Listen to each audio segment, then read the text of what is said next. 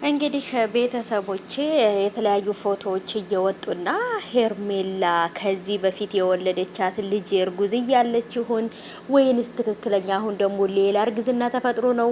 እየተፈጠረ ያለው ነገር እንግዲህ አምታቶኛል። እኛ ያላስተዋልነውን ነገር በጣም ብዙ ሰዎች እያስተዋሉ ፎቶ እያመጡ ነው።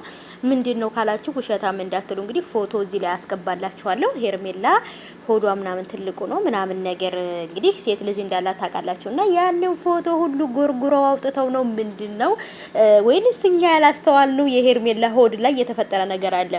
ልጅ ወርዶብኛል ብላ እንግዲህ ያዙ ልቀቁኝ እያለች ነበረ። ይሄ እርግዝና ከየት መጣ?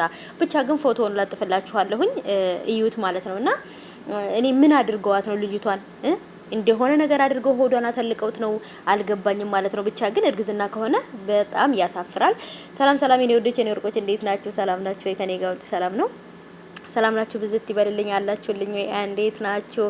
በቢሮ ውስጡኝ እንግዲህ በመዳም ኩሽና መጥቻላችኋለሁ። እኔ ቅመሞች እንግዲህ የኔ ቅመሞች የኔ ውዶች ማለት ነው።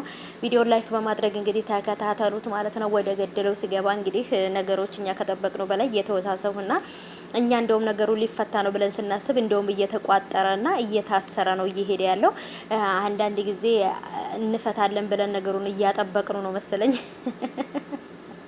እኛ በምንሰጣቸው ሀሳብ አስተያየት እነሱ ጭራሽ ሌላ ነገር ውስጥ ገብተው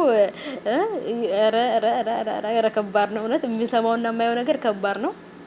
ብቻ ግን ማለት ነው አልሙሄም ለነሱ እንደዚህ መሆን ለነሱ እንደዚህ መዘበራረቅ ለነሱ እንደዚህ ጉድጓድ ውስጥ መግባት እኔ ተጠያቂ መሆን አልፈልግም። ሰምታችኋል። በተለይ ኮሜንታተሮች ናችሁ ተጠያቂ በዚህ ሁሉ ነገር። እና እንግዲህ ሄርሜላ ጉዷ ወጥቷል ማለት ነው። የም ነገር ምንድነው የበፊት ይሁን በፊት ሴት ልጇን እርጉዝ እያለች ይሁን አላውቅም። አንድ ሴት ልጅ እንዳላት ታውቃላችሁ ሄርሜላ።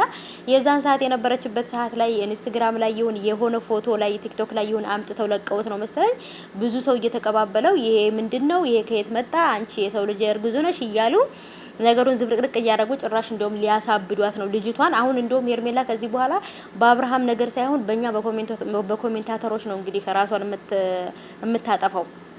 ምክንያቱም እሷ አይታይብኝም አይታወቅብኝም ብላ ያሰበችው ሚስጥር ወጥቷል። ፎቶ ነው እንግዲህ ማለት ነው ውዶቼ። ካገኘሁት ፎቶን አስገባላችኋለሁ እዚህ ጋር ተምብል ሰርቼበታለሁና ፎቶን አስገባላችኋለሁ። እኔ በጣም ግራ ጋብቶኛልና የሷ እርግዝና ምንድነው ወዴት ነው ተምታቶብኛል እውነት ለመናገርና አንዳንድ ጊዜ እኛ እየተናገርን ባለነው ነገር ነው እነዚህ ልጆች መስመር እየሳቱ ያሉት ብዬላለሁና ምክንያቱም ኮሜንታተሮች በጣም ትልቅ ኃይል አለን ታውቃላችሁ አይደለ?